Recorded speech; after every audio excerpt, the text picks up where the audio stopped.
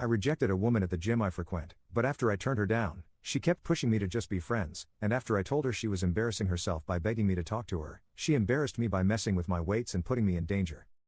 I go to the gym a lot. About 6-ish months ago I noticed a woman I'll call Andrea. That's not her name, but it will be for the rest of this post. I don't know if Andrea started going to the gym 6 months ago or if that's just when I noticed her.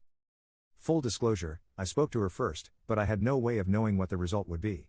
A lot of the machines at this gym have little entertainment systems attached to them that can access local channels. I got on a treadmill and realized the TV on the treadmill wasn't working. Andrea was walking past and I said, "Hey, do you know if there's an issue with the cable?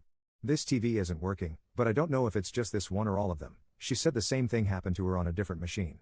I thanked her. That was the whole interaction. A week later she asked me for some electrolyte powder for her water. I said I didn't have any. She was cool with that and asked me how long I'd been coming to the gym and what I did for work. I answered and returned her questions. She said she was new to the area and worked in private security. We had a few more chill conversations after that.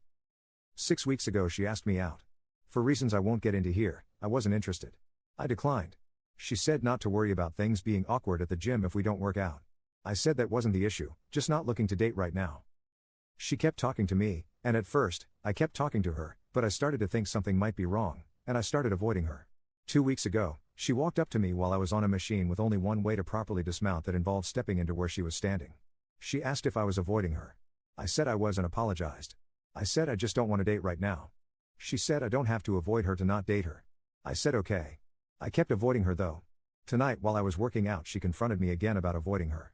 I had a bad day and told her to leave me alone. She asked why I'm being such a prick, and I said because I wanted her to leave me alone. I then said that she was embarrassing herself and needs to stop. She put her foot on top of the weights, and I thought she was going to press down on them, so I let go of the bar very quickly, causing the weights to slam and make a loud noise. Several people looked over. She said, "Now who's embarrassing himself?" and walked away. Did I go too far by saying that? Do I owe her an apology?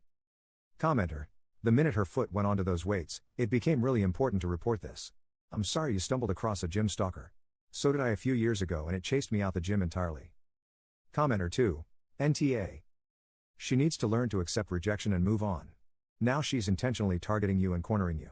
Definitely report her, just so there's a paper trail of her behavior.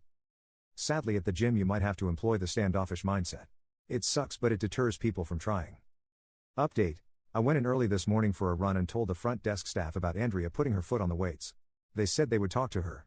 Then, after work, I went in again for a regular workout. I was working on my legs when she walked up to my machine. The first thing she did was apologize about the weights.